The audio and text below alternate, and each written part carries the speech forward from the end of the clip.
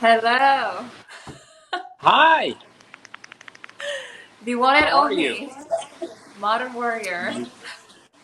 The one and only perspective. How are you? I am doing well. It's raining right now. Can you still hear me? Yes, again. Okay, wonderful. Um, yeah, how was your day today? It's so good to see you. I mean, it's good now. Now that we're talking. Yeah, yeah. Uh, yes, it's definitely wonderful to see you as well, and I'm really excited about just having a conversation with you. Yeah, I mean, I know we've been mutuals for a while, so it's good to finally chat like this and have people listen in to our conversation. I think it's cool. And thank you always for being a good ally to feminism and women's advancement movement, and women's liberation movement. And thank you for being a good friend also to me and to women in general. Definitely. Thank you too for providing your perspective to the conversation that I'm trying to have when it comes down to colonization, the historic rhetoric that upholds white supremacy, and really coming in and like just providing a wonderful um, perspective to everything. It's been really wonderful to just see your allyship, and from that, I think we've been able to develop our friendship, and so thank you so much. Of course, anytime. I know you've been on. How long have you been on social media doing leading your movement? I joined TikTok in December of last year, so December 2020. You've blown up. How do you feel about that? It's wild. I never anticipated this. It just happened coincidentally, and it's been a wild ride for sure. How has your social media? Well, When did your social media begin?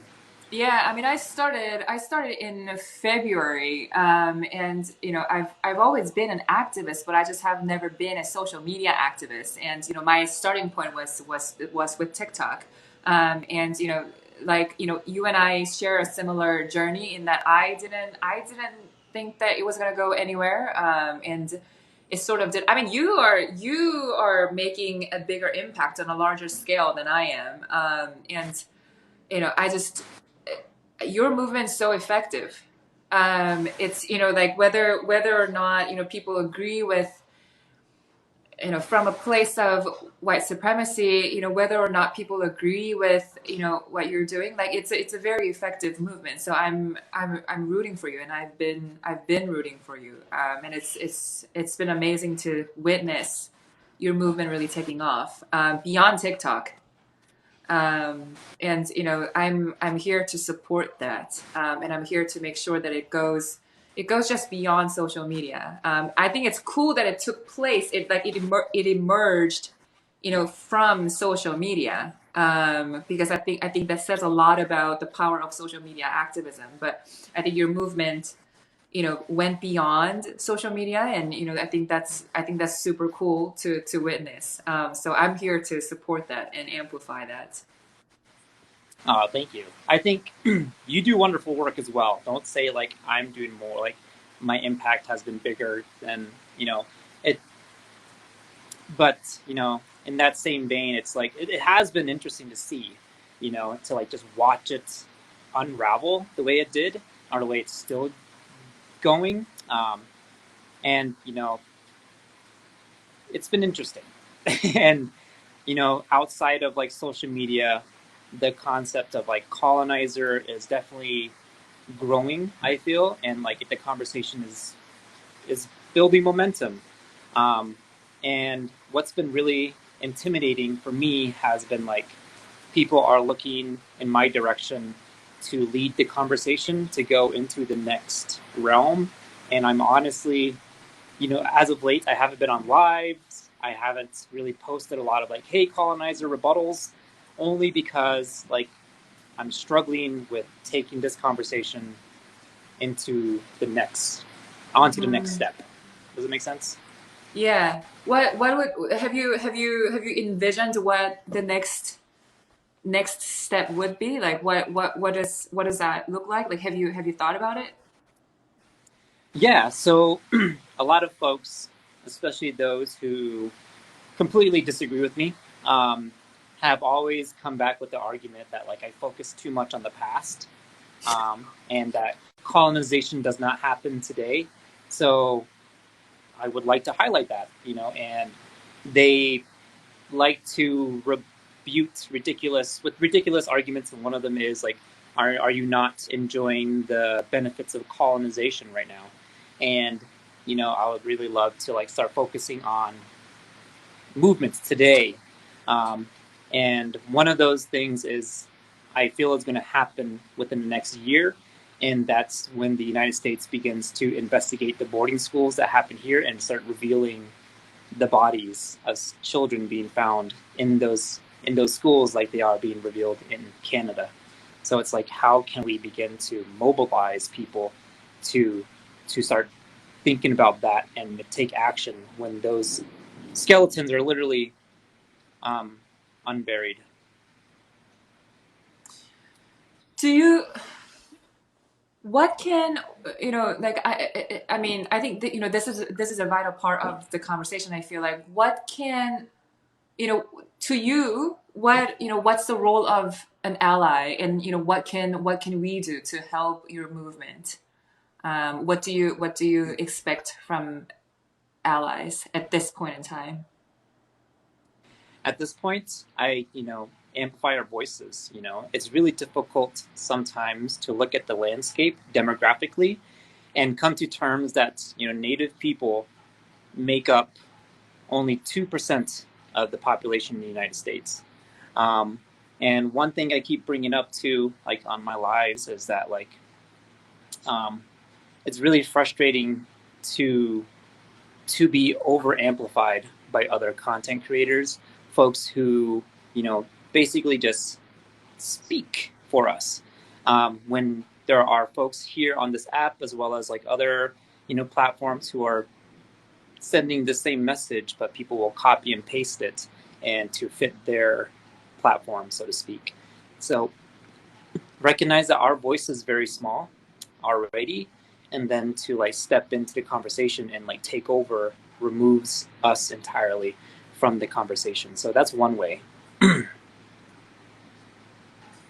I am, yeah. I mean, another thing that I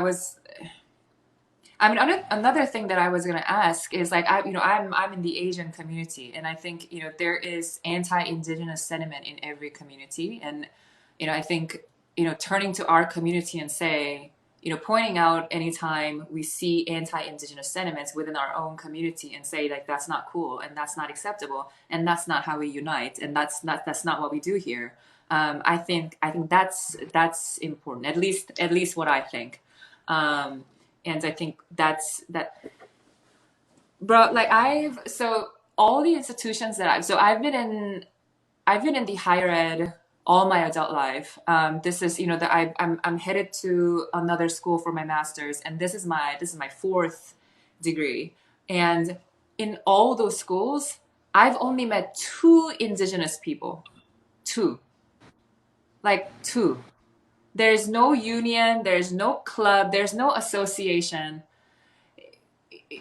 I've tried to listen to their experiences and where is the literature, and like it's untraceable. Like I didn't have anything. I did not have anything. I didn't have a living person, being able to tell me what it has been like. And I couldn't even find literatures with documentations, like really accurate documentations of what it has been like for them. And so seeing you on this platform and seeing your voice amplified and other indigenous voices amplified on this platform it actually is very meaningful. Not on a scale of like, oh my god, like TikTok's cool, Instagram's cool, but it actually, because these voices are absent in academia, like in the academy. right? Like in people, in places where decisions are being made, where policies are being made, where laws are being made, right? So it's, seeing you on this app, and seeing you blow up on this app, and your voice being amplified, and so many other indigenous people being able to speak about their experience, and like that is just, that's so important, and that's so meaningful. And I think that's one thing I like about TikTok, because I don't like TikTok at all, but I think that's one cool thing about TikTok, just seeing you and other indigenous people. So Yeah, thank you so much for highlighting that, because that's my reality. Like in most of the spaces that I occupy, I'm the only one. And that has been a very sad reality in my life. Maybe in higher education, maybe in my professional spaces, in my career path. Um, that's our reality, and it's really sad because that shouldn't have that shouldn't be our reality. That should not have been how history played out.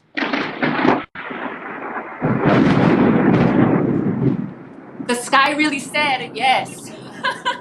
Yeah, yeah. The creator agrees. Um, and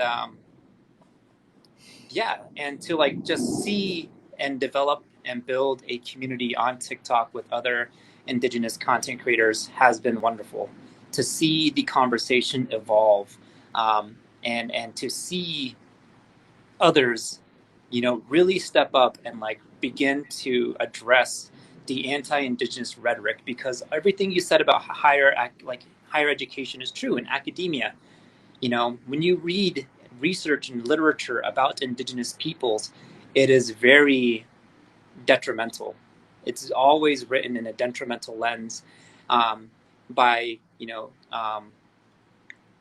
scholars who don't identify as indigenous. And so to like constantly address this, like even in my higher ed program, it's exhausting because I have to provide like a counter narrative in order to address the systemic um, bullshit that is reiterated by academia. Um, and what's really troubling too is like when I go into like a debate and counter argue someone's narrative made with like anti-indigenous rhetorics, they are citing resources that are literally written by colonizers who are writing their research and like analysis from a detrimental lens, without a clear perspective of how indigenous people actually are, and without any concept of indigenous knowledge. And so it's really hard to, because like, academia is up in some ways upholds white supremacy, because there are not a lot of indigenous researchers who are publishing papers to recorrect history. It's tough to pull out sources that is easily accessible to a lot of folks. Right. And that's, yeah, and that creates a vicious cycle. Oh, the creator said period.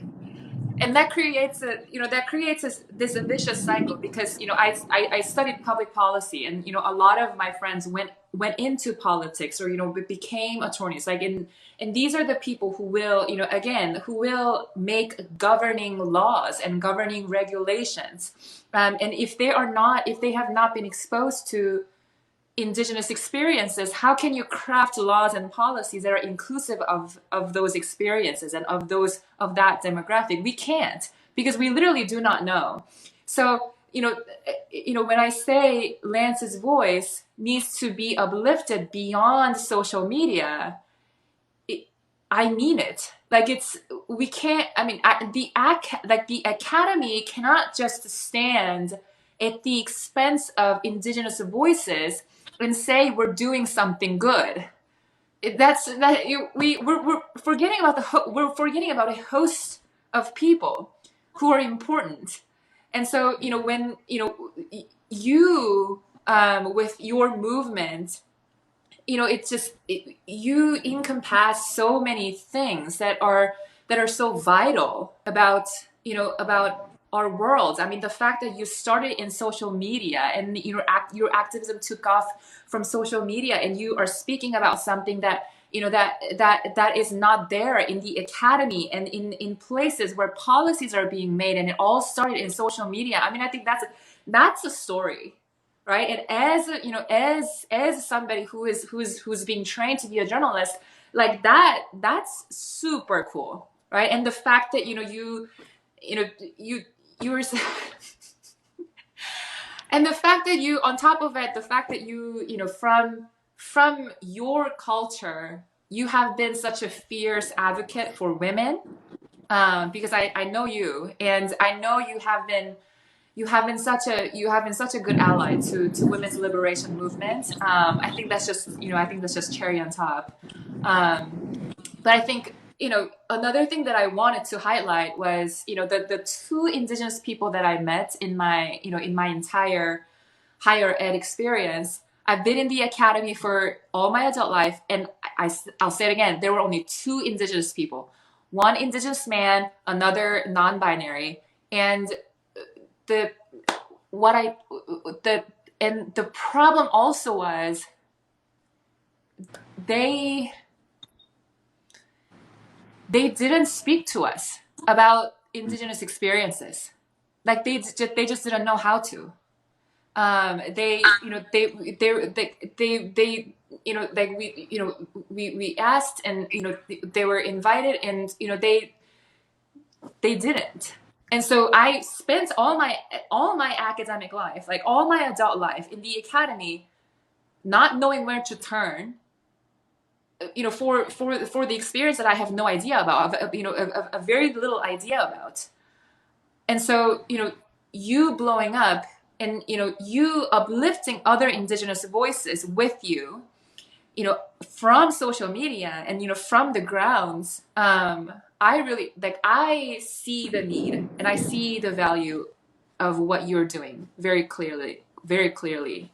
And I also think indigenous culture is so cool. So Thank you. Yeah, it's definitely tough, having to be in those spaces and like talk constantly for an entire community, because in that sense, there's a lot of work revolving around like diversity, equity, inclusion that encourages folks to not do that because we get tokenized. But then there are some literal examples where we cannot not be tokenized, right. And so it becomes exhausting. It becomes like a necessity, and it's a weight that some of us don't ask for. We just want to get our education, go back home, and support our families and communities, right? And so, what's also been interesting in my perspective too was that there are 4 major indigenous content creators who are verified on TikTok, as well as like Instagram, and all of them are from Canada. And there's literally none in the United States outside of Dogface 420. And it's just interesting to me that is our reality, like on this platform and on this app. In addition to that, I've been trying my best to recircle back to the indigenous community and support them and lifting them up as I'm moving forward and building something for our communities, because there are more voices than mine, that some are definitely wiser, some have different perspectives, some come from an earth-centered based vision, some come from an elder-based perspective, some from a family-based, from of course, there are women as well, and non-binary and trans folks who are definitely overlooked. And, I'm trying my best to like lift them up along the way, because, I don't want to be the voice or the only voice. And what's been interesting too is that like a lot of folks have stopped attacking me personally and have been going around and attacking other indigenous content creators and getting them banned. And it's interesting to see that they focused their targets off of me and are focusing on more other indigenous creators, which is really strange. and start. Do you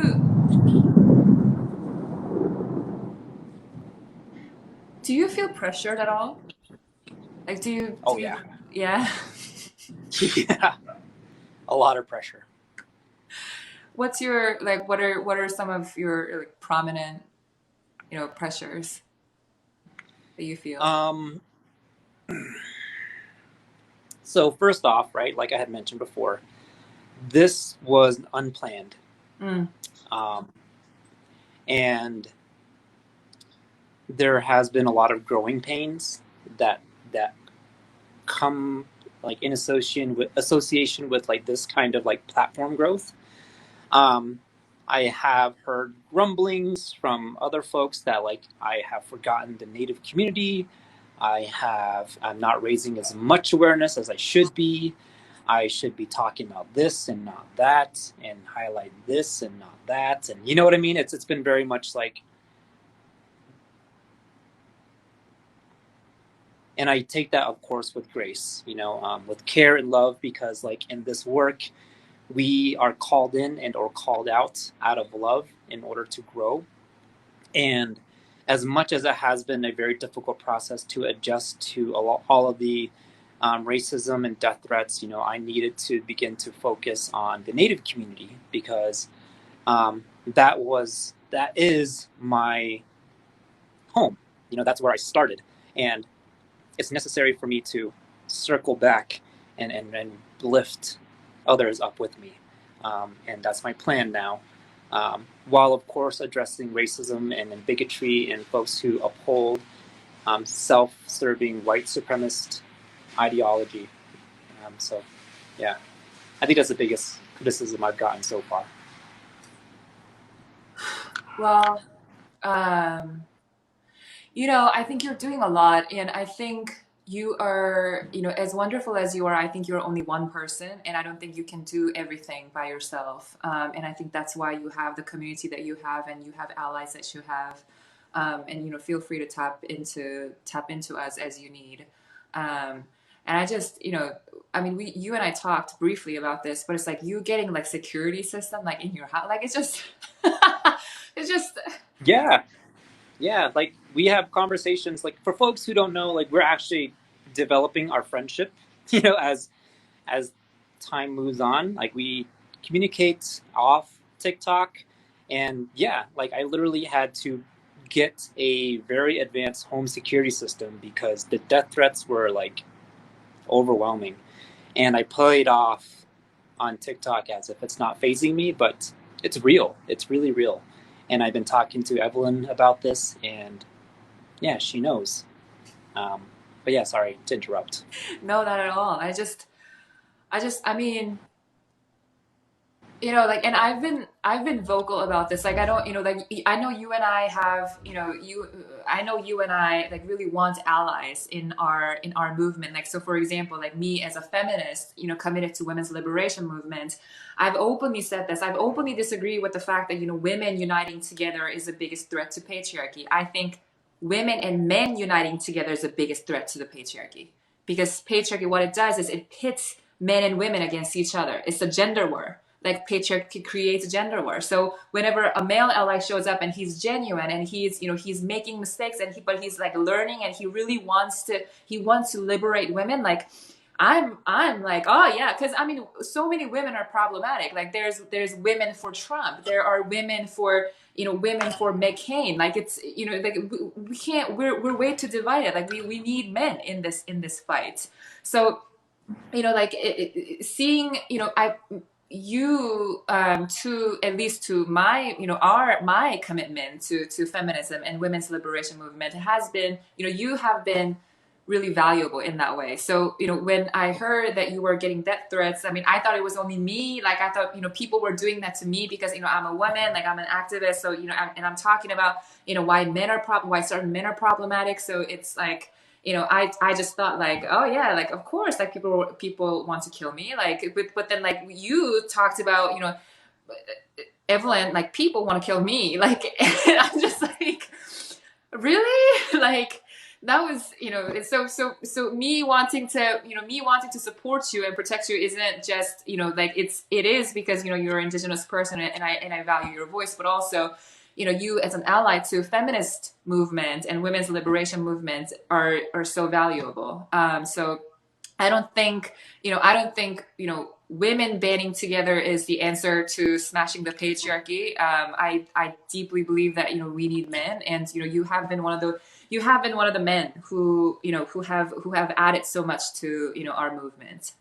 So I'm sorry that you're getting death threats. I just,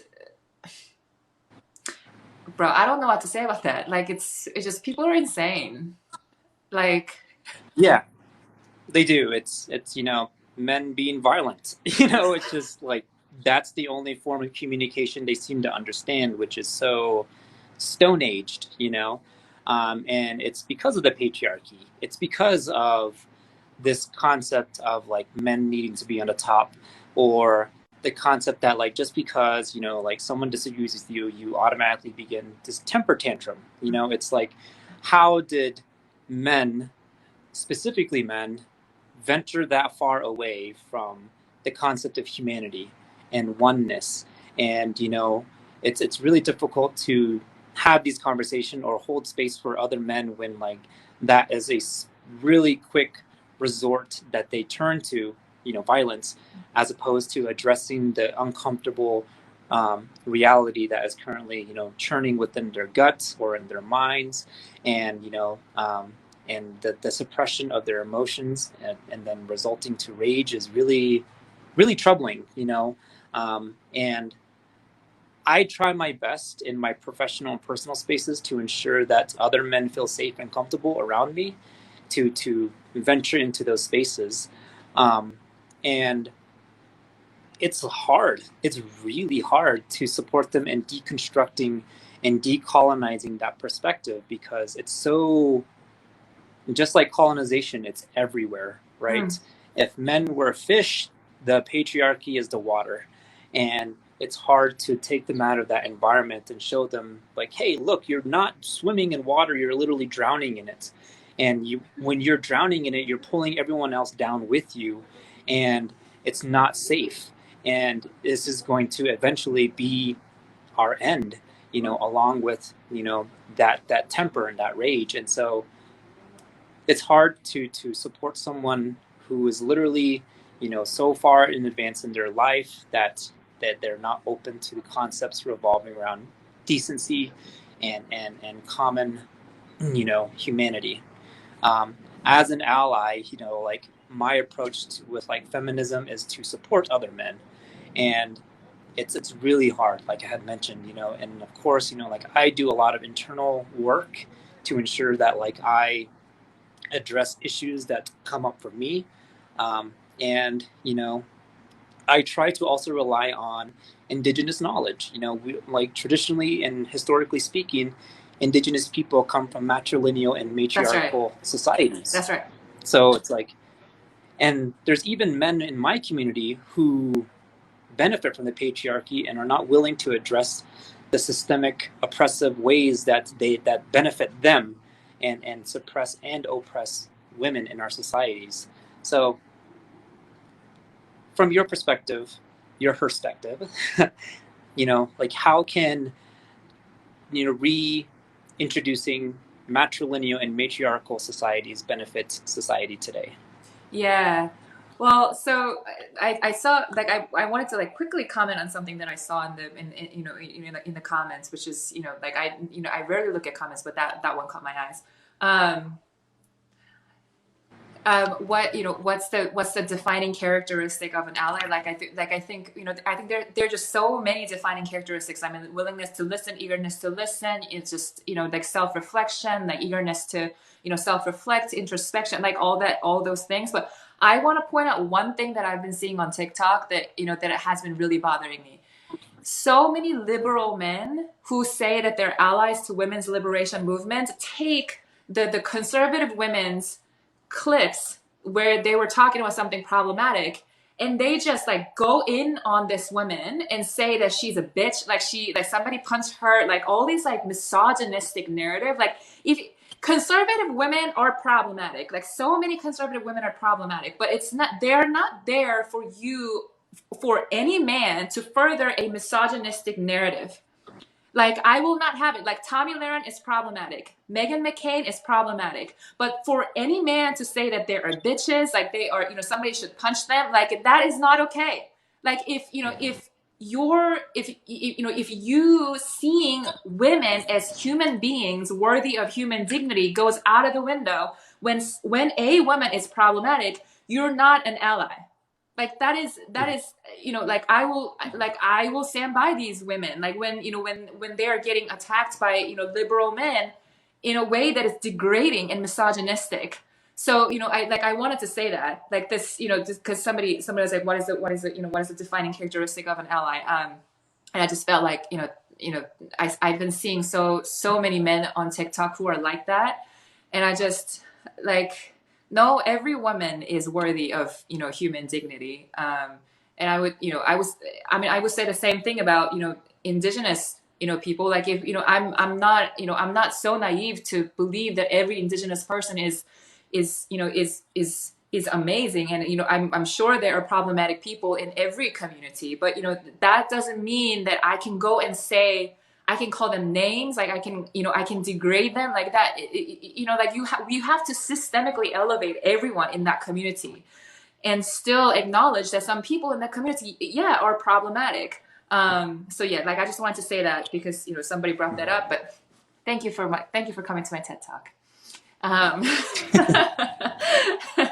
Yeah, but I mean, to answer your question, I feel like you would you would know, like, so much. You would know that too. Like, why is matriarchy beneficial to our society? And like, look how fragile our human connections are, like today, like because of patriarchy. Like, you add technology and capitalism on top of it, like you unfollow each other, and like the whole relationship's gone.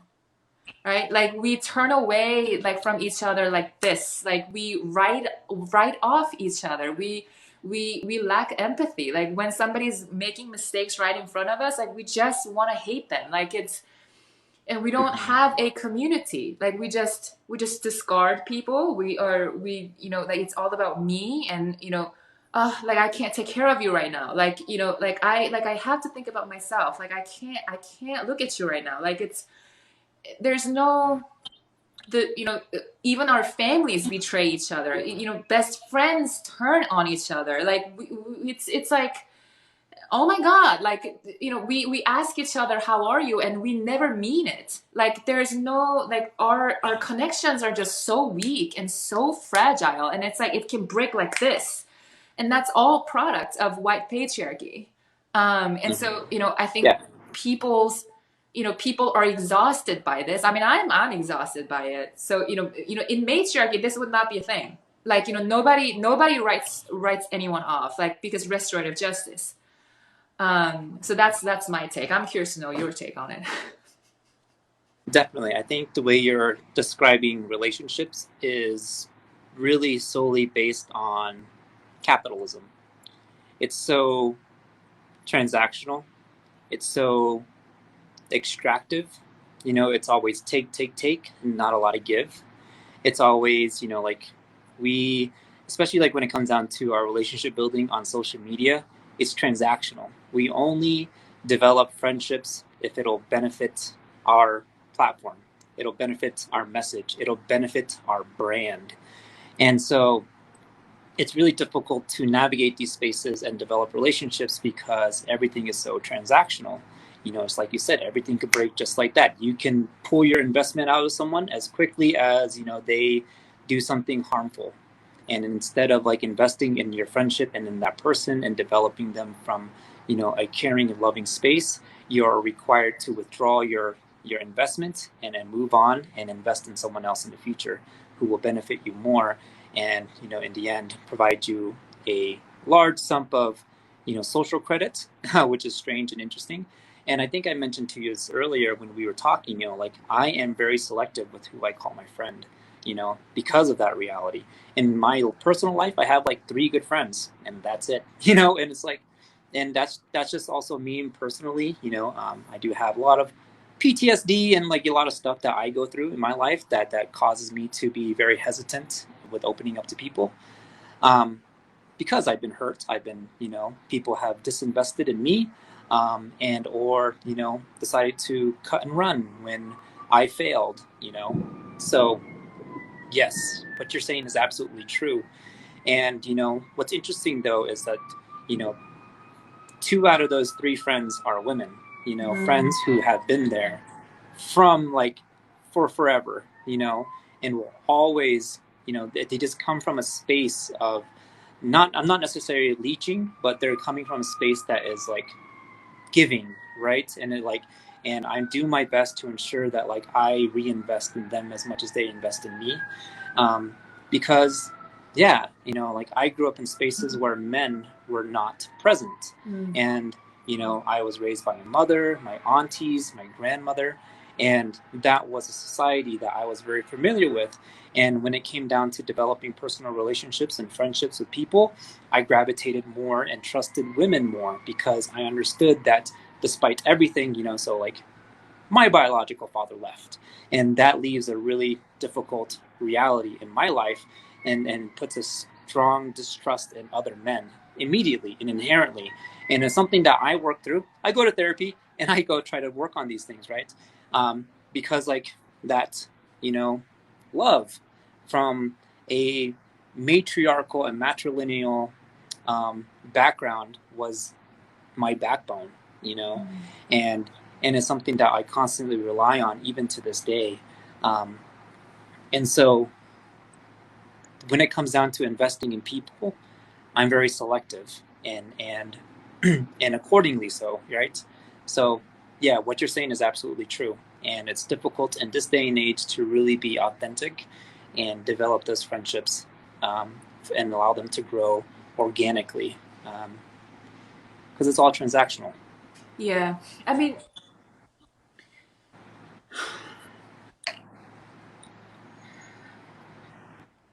I think, one thing that I've realized over the years is, when it is made convenient for people to leave you, most people will leave you. And, the few people that stay are the real people. Like you hang on to them. And, uh, I think that alone is, I just think that's so sad. Right? Like just, this, you know the fact that brands are considered worthier than genuine human relationships. Like status is worthier than genuine human relationships. Like there's a real person involved. When you decide to leave that person, when you decide to hate that person, there's a real person with real stories involved. And we forget about it. We are not trained to see the humanity of that person. We are just not trained. That in and of itself is a project and a half. Like it's project and a half because of patriarchy. And I think if we had matriarchy, I think people who are considered cool and people who are considered inspiring and successful would be people who treat everyone with human dignity, and who is out there strengthening our community, and who doesn't leave people, who doesn't abandon people, like who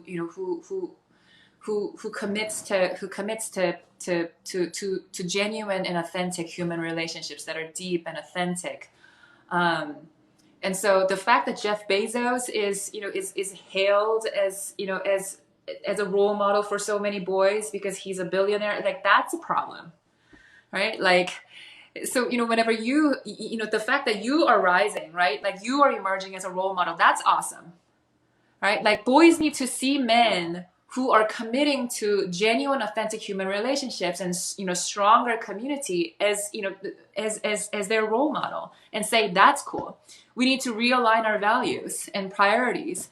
So the next generation, I mean, I think it's too late for this generation. So the next generation you know has a world that is better than what we've had, because it has not worked. It's not like we're handing them like good things. We're just handing them really just I think I also have this personal philosophy that, if you are my friend and if you are in my life, you know, if you at any point you want to leave, you take the initiative and you leave. Because I've like having written off people for so long when I practiced toxic masculinity, because for me to be successful in the academy, I had to wear toxic masculinity. Like I wrote off people, like I didn't care about people's feelings, like I did all of these things. And when I did that, I didn't know how hurtful I was being to them. And now that I've realized, I'm just not leaving anybody. Like no way. Like so if you want to take the initiative and leave, you do it. Like I'm not going to be the one, and um like I just I just yeah I just think we all need to commit to more space in our lives, to to invest in people, like to see people's humanity, and to strengthen our community. Like that's my hope as a feminist. Mine too, and you touched on a lot of really good things, and one of those things was just like, who do we look to when it comes down to leadership, right? And who is the one who's like forcing this idea that Jeff Bezos, like Elon Musk, and all these really ridiculous toxic men who literally step on the shoulders of millions to get what they want are the examples of like what the pinnacle of humanity is, right? I think in one of your posts that I first stitched was you mentioning to someone like, we need to provide opportunities for boys to really encourage, we need to encourage boys to look up to women. That's right. Right? Who are like the women that they should be looking up to, right? That's right. They need to begin to understand that language is really important. The concept of winning, being individualistic, prioritizing themselves over others is something we should not prioritize in their development. There are simple things like in this world that are really strange to me, right? So one of the things is like when you turn 18, you need to like leave home, right? And like like that is really strange, and strange for me coming from like a family that is very family oriented.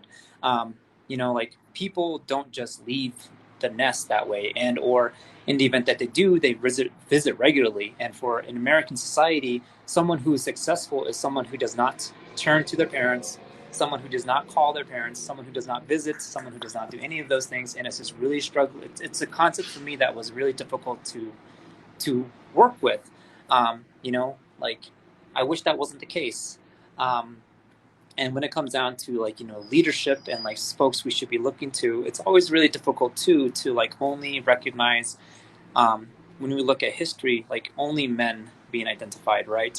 um, Most of the time, even like in native history, only men are recognized in our as leaders, right? We have like Sitting Bull, Crazy Horse, Geronimo, and Chief Manuelito, Tecumseh, all these men. And like it was only because of the patriarchy and white colonialism that men be recognized by as leaders, when in reality women were the backbone, and that they were holding council positions, and were selecting men to represent the community to go and talk to these white colonizers.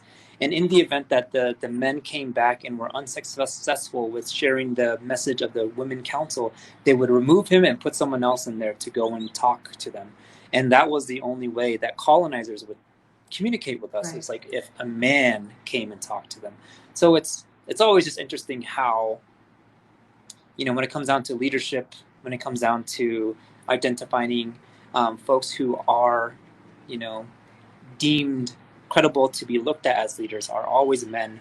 And it's so disheartening to see academia, history, everything along those lines being upheld by the patriarchy and colonialism. And that's problematic. And I think, like I was going back to the post that I originally stitched, I thought it was beautifully said. Someone had a genuine question about how can we teach boys to be less indoctrinated into the concept of patriarchy. And I think you could speak more elegantly to that. Thanks, Lance. Yeah, I mean, because that's, I mean, the mainstream feminism will encourage women to be more like men. And I think girls looking up to men is that's been normalized. But we don't do the same, like we don't do the opposite for boys. Like boys should start looking up to women. Like boys should grow up being like, I want to be like Michelle Obama. Like I want to be like AOC. Oh yeah, hell yeah, you do. Right? Like it's we have to, this, as a feminist, I'm committed to, elevating everything that has been considered feminine and female. So, you know, I I think, I happen to think that AOC is, 1,000 times cooler than Jeff Bezos. And I think, once we have the world in which, people like AOC and, Michelle Obama are hailed as everyone's role models, across gender and across sexuality, and people like Jeff Bezos. Listen, in matriarchy, in perfect feminist utopia, assholes would not be presidents.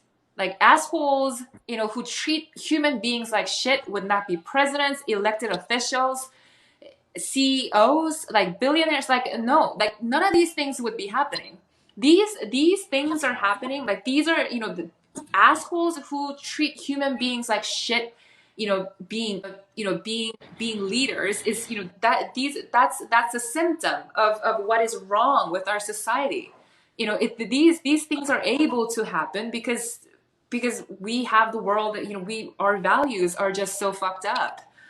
Am I gonna get banned because I swore again? Like I keep getting banned from live. Like it's just I was just about to say that, like, you froze for a second, and I was like, oh, they're watching.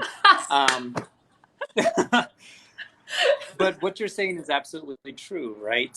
I think like this system that we're currently living and operating in prioritizes the concept that you need to eat other people in order to move forward. You need to step on their shoulders and eventually on their necks in order to get what you want. And, folks are glorified for that. People, men, and like women who, I'll say men, I won't say women, but I'll say folks who have to put that, toxic masculinity mask on, move forward in this world. And it's really difficult to support people in removing that and show them what devastation they're leaving behind them as they move forward. And that is scary, and it's really hard because sometimes like we catch even ourselves doing that. We catch ourselves like participating in this very toxic culture that is just normalized, and to question it and to like step out of line will begin to, will have dire consequences. Like, you'll probably lose your job for not firing X, Y, and Z, right? You'll probably get, in a very difficult conversation with your partner if, you don't make that decision to get a salary bump. Or, like you'll get put into positions where like if you're not cutthroat, you're viewed as weak. And or, like your professional career could be put at stake, or X, Y, and Z, right? They have dire consequences if you're not so cutthroat about how you navigate this world. And being forced to play that role is really hard to navigate. And it's very scary, especially when we're put in roles where we are trying to elevate not only our voices but our communities, and it's scary. Do you feel like you had internalized at any point in your life, some of, the, toxic masculinity? Oh, definitely. Oh yeah? Oh, without a doubt. Yeah. How did you even identify it and overcome it, let alone overcome it? That's a wonderful question. It all started like, well, like it started when I was young, right? Like I was never like the most macho or whatever.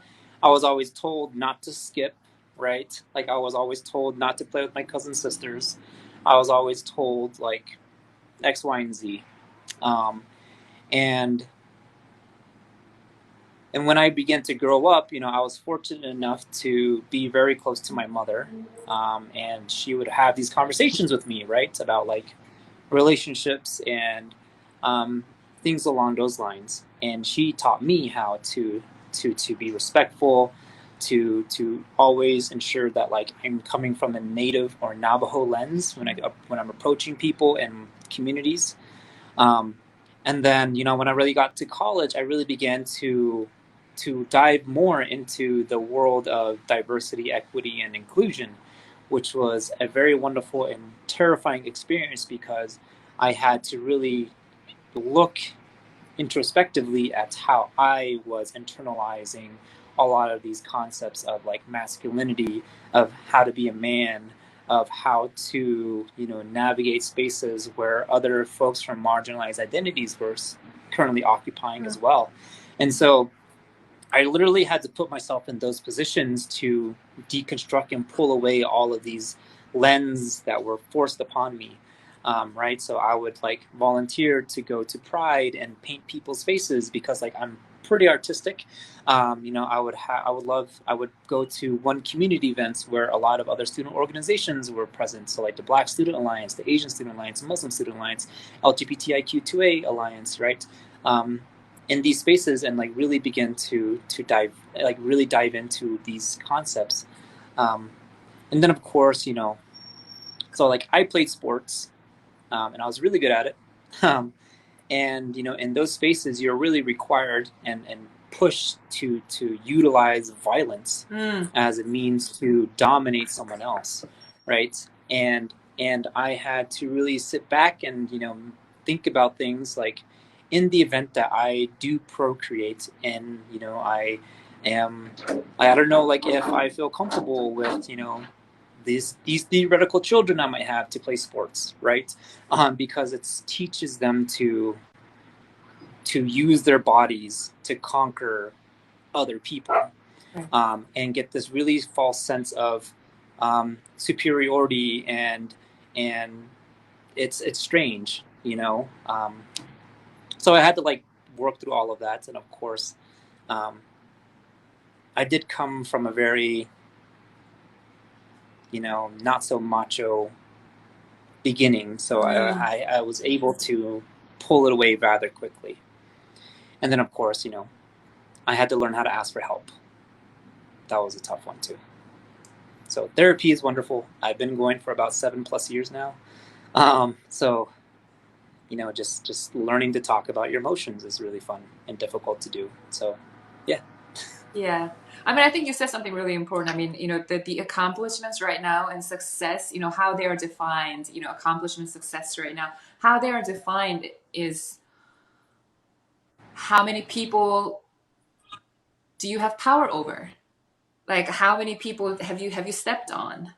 Right? It's like, um, Jeff Bezos is successful because he was able to exploit millions of people, right? Like he has power over almost an entire nation, and that's success, right? Like it's and I think you're totally right.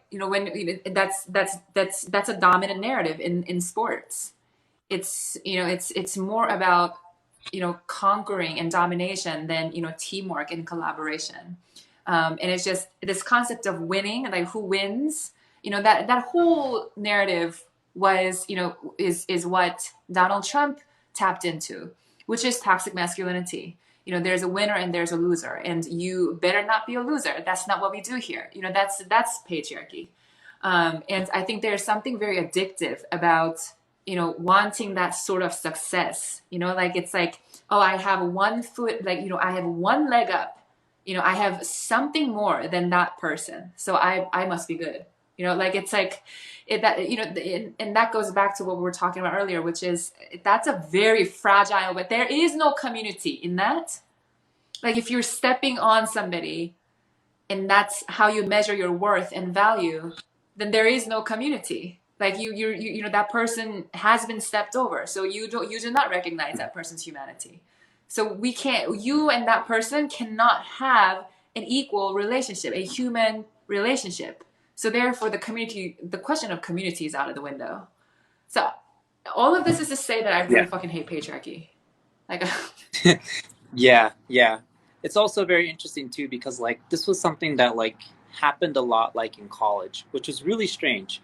You know, like I was a poli sci major, and so oh yeah, like the concepts and discussions revolving around like race, socioeconomic status, um, all that stuff was always discussed. And what was always frustrating was like whenever I would get into a debate with somebody, they would always resort down to one little thing. They would always say, like, if you and I were in a room together, one on one, like, what would you do? You know, so it's like when people would say that, I automatically knew that they would immediately throw out humanity and resort to domination as opposed to like a collaboration. It'd be like, if we were locked in a room and la la la, like who would get out first? And it's like, why can't we both get out? right, You know, isn't that the goal? right. So it's like it's very interesting that like people will immediately go to that, and it still happens today. Like people like will ask to like fight me, you know. So it's like, what? Um, like want to box me, want to fight me, want to, you know, and it's always men, and it's so hilarious that that is their always go to, and I always joke about this as well. It's like, so I have a puppy, and I go out and take him on walks, and it's always the smallest dogs who make the most noise, and it's very similar to men on this app who get so butthurt and offended about the simple word, two words, hey colonizer. And so I'm always reminded that like it's always the smallest dogs who are the loudest and feel threatened the most. So it's like, Oh, Lance. I'm just saying. You know that hey that is right. I mean, there's a similar proverb in South Korea. It's called 빈수레가 요란하다. That you know that means you know people who don't have a lot and don't know a lot are the loudest. So wrong and loud. That's the proverb. So I think I think that's so I think you know I think you're right. You know it's but you know hey like hey but one thing that you said that I found was also interesting and I found was accurate you know how um I mean a lot of men have intimacy issues as a result of patriarchy and that is not so surprising when you look at how we talk about intimacy in general. I mean, so even the word fuck, like it's, you know, that's a curse word, but, you know, simultaneously, but it describes an intercourse, right? So an intercourse, like intimacy, the physical act of intimacy is a curse word. So there's like a, you know, there's a notion that, you know, physical intimacy is violent and or something shameful. And then we expect men to just say like, oh, like I love intimacy. And it's like, no, of course they're not gonna like intimacy. We say like, hey, like fucking, you know, a fucking pussy. And then like it's like that's you know, there's you know, it's correlated with violence and you know something that should be shunned. So, you know, of course men are going to have intimacy issues. We're not programmed to think that intimacy is cool. And, you know, community is cool. And you know, it's, you know, when, if you love intimacy, there's something wrong with you, you know? And I think one of the reasons why men find you so threatening on this app is because you have been, you know, we have been mutuals for a while and you have never been the one to shy away from you know saying that intimacy is cool and you know community is cool and a lot of men just don't like that. It's like that's a very foreign, that's very threatening, that is just like oh my god, like why do you have to you know and it makes them really you know feel uncomfortable. So if I were a feminist, like to the bone, and like I have to live out my feminist values every day, like I would get rid of those, the F word. But I can't because I just can't. But it's so when we look at our rhetorics and when we look at how we talk, it's just you know it becomes pretty obvious that we've been programmed to run away from intimacy, and that we've been programmed to think that sex and intimacy and physical intimacy especially and emotional intimacy, all of them are supposed to be coercive and not good. And I also think it's Yeah, this is all part of heteropatriarchy. That's a conversation for another day. yeah, I agree. Like when it comes down to like those concepts of intimacy, like people don't seem to understand that like it's not supposed to be a transactional thing. Right. It's men in particular, I feel very threatened by my presence because I embrace my femininity as well as my masculinity, and I try my best to make it equal. Now, I don't identify as two spirits. I'm trying to figure out my identity as we speak, like as I'm growing and evolving as a human. But, it's interesting that like that is like one of the first places they go to. And like sometimes it's just really ridiculous and redundant at this point that other men will say like, are you a man or a woman? As if like they feel threatened by my presence immediately, and it's just like, no, like I'm me, and I'm just trying to live into the space that all of us are forced into, and we're all trying to navigate and find meaning to who we are as humans, and trying to find our niche, right? Trying to find a space that we're all feel comfortable in, but willing to challenge ourselves regardless.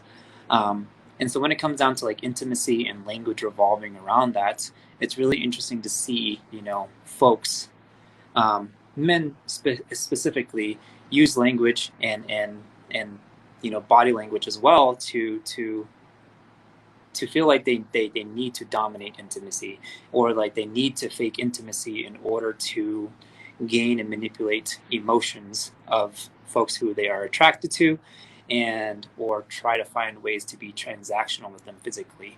And so that's interesting because they are not first intimate with themselves. I'm not saying like physically, but emotionally as well.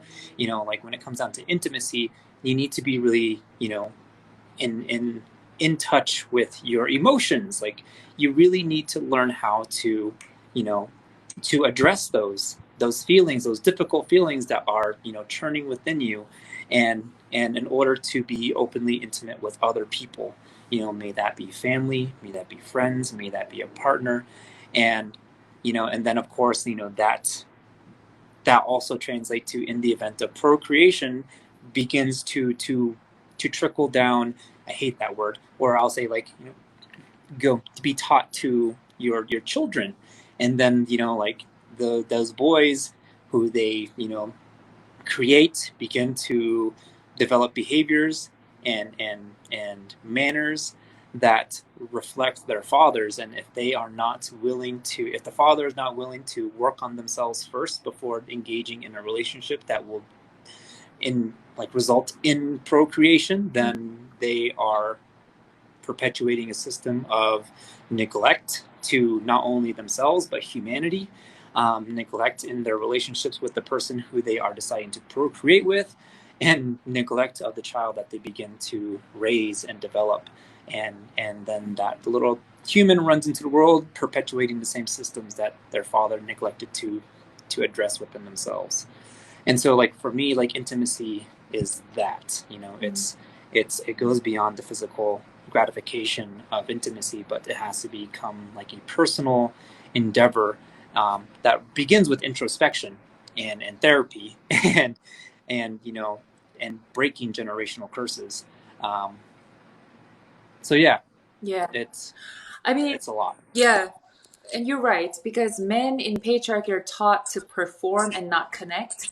So, they have this, concept, especially, when it comes to physical intimacy, they're so busy like trying to perform in an act of physical intimacy. And it's just like women have been out here saying like, it's a lot of pressure. Like, don't do that to yourself. It's a form of human connection, physical intimacy. So when you try to dominate and when you try to perform and when you try to, use that as as a way to prop up your ego or like to prove something to somebody, like that's a lot of pressure. And it can't be good for men's mental health. So when women say it's a way to connect, to look at physical intimacy as an act of human connection, that's, I think, is a very compassionate way to communicate to men that we actually care about men. And the reason why patriarchy needs to be smashed is because we also care about men. And the second thing you said was, the two spirits, like I thought what you said was beautiful, which was, you know, I am me. When people say like, are you a man or a woman? Like you're like, I am myself, and that's the ultimate goal of feminism, right? Like if being nurturing and being caring and, giving people assumptions of grace and, really, investing in people, if all of those values are not considered feminine and therefore considered shameful and, be stepped all over, in if those values are just considered human values, we all would live up to those values. It's just that we have arbitrarily decided, according to patriarchy, these are masculine values, these are feminine values. And so these masculine values, which is being overly competitive, ambitious, all these things, are values that everyone must look up to. And then these feminine values, like being nurturing and caring, like these are not really worthy values. Like you should not live them up, especially if you're a man.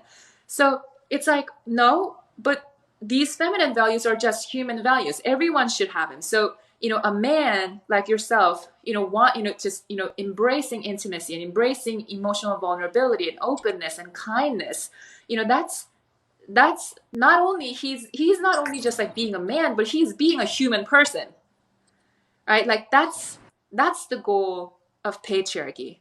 And I also think that it's way too much for us to ask any man to be a man. Like I think that whole thing just needs to like disappear. Like I want men to be like human beings and live like Yes. human people.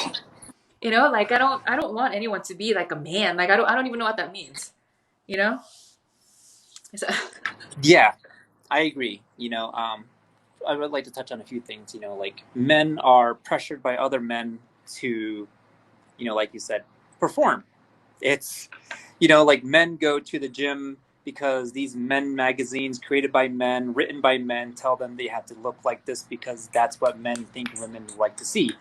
So it's like men are putting that pressure on themselves and are literally not listening to women when women say like, no, that's not it, right? And so, which is hilarious because it's literally upholding patriarchy. yep. Men are wanting to listen to men as opposed to women. And then, in addition to that, you're right. Like I really hate the notion of like be a man, which are like some of the three most toxic and dangerous words that boys can listen to, and intrinsically um, uphold within themselves, right? And because like once boys hear those three words, they begin to associate very toxic masculinity traits as manly, and therefore begin to perpetuate that cycle of abuse that is our society. Um, and then, yeah, I think you're right, right? Like, humanity should be the goal. Like, be human, right? Should be the two words that should be associated with us as we develop into whoever we decide to become, or whoever we are meant to become. And how do we begin to do that, right? How do we begin to push this narrative? Um, and who should take on that message? Should it be all of us? Should it be should it be feminists? Like, may they be both men and women? Should it be, or non-binary folks, and non-binary folks? Should I say? So it's like, how do we begin this movement? You know, I wonder that sometimes. Right. You know, um, I mean, I think this is, I think this is the beginning of, our, conversations. And, um, as, as we think about these things, and like, as we like grapple with these things, like, as we should, um, like, I don't know how many men watch this, because I know majority of the consumers on this app are women. Um, but I mean, if any man is watching this, and, anyone is, wanting to be an ally to feminist movements, like, what I want from men though is, like, I just want men to love women, right? Like, I want men to love women, like, so deeply, right? Like, that they want our liberation, like, they want to hear us talk, like, they care about what we think, and they want to see us lead the world and the government. And, they long for, like, they can't stand the thought of us being oppressed. Like, I want them to love us, like, really deeply love us. Like, that's what I want. And, I think it'll be cool, like, if that is the, as a feminist, I think it'll be cool if that is the ground, and that, that becomes a common goal, between, for men and women who want to be, who want to be feminists. But that's just my thought. Yeah, yeah, that's that's very true. I agree. Like justice, equity, like true liberation is something I like to talk about when it comes down to indigenous movements. And yeah, I agree. Like, like men need to step their shit up first and foremost. Two, um, like we need to learn how to shut up. We need to learn how to prioritize voices that are never considered or at the table. And like I would love to, like, I'm really trying to approach this next phase of my platform to really involve like indigenous ways of knowing. And one of those things is like matrilineal and matriarchal Ah. knowledge, Mm. you know? So it's like decoloniality or decolonization needs to prioritize that as well. And, as an indigenous hetero male, I know that like I'm not the voice to carry this on. It's, indigenous, queer, two spirited, and trans folks who are the folks who do not live within the binary already who should be listened to. I know this, and like due to patriarchy, I just happened to be in a space where this platform grew as fast as it did, right? It's like because of the patriarchy, my platform is where it is now. And it's, because of the patriarchy, folks who are trans and non binary and indigenous don't have the platform that they have now.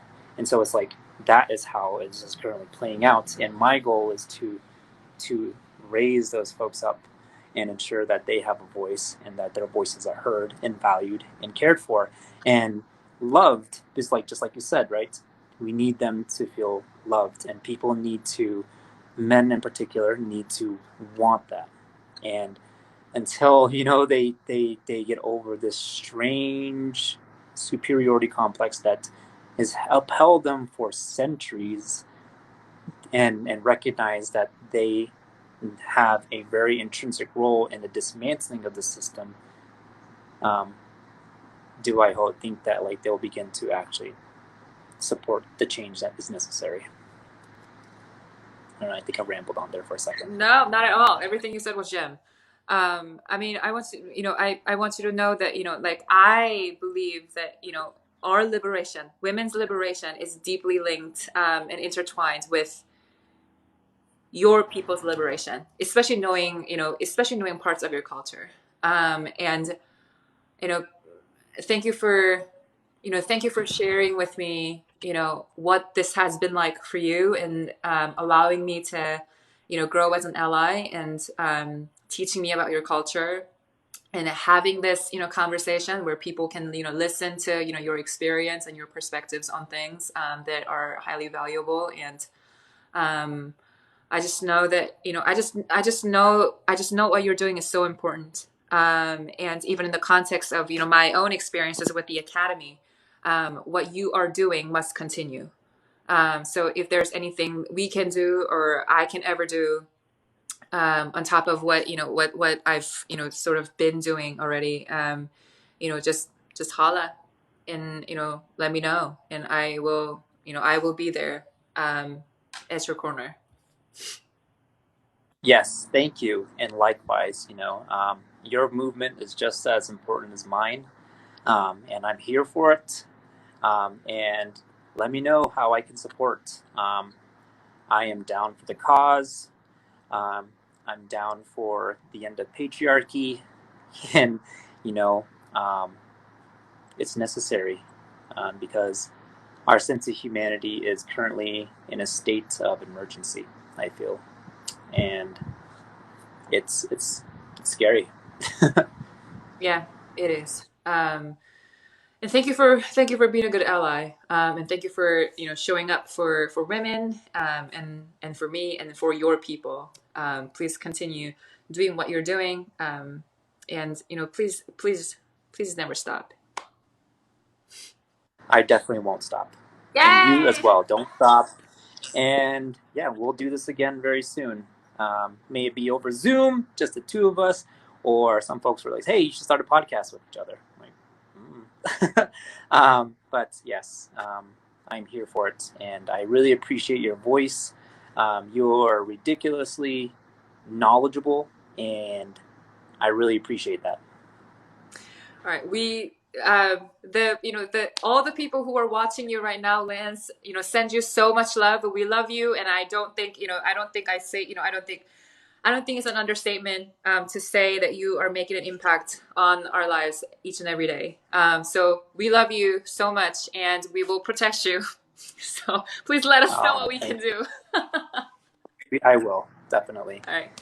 Um, well, thank you so much. We will do this again sometime soon. Yes. To everyone watching, have a good night.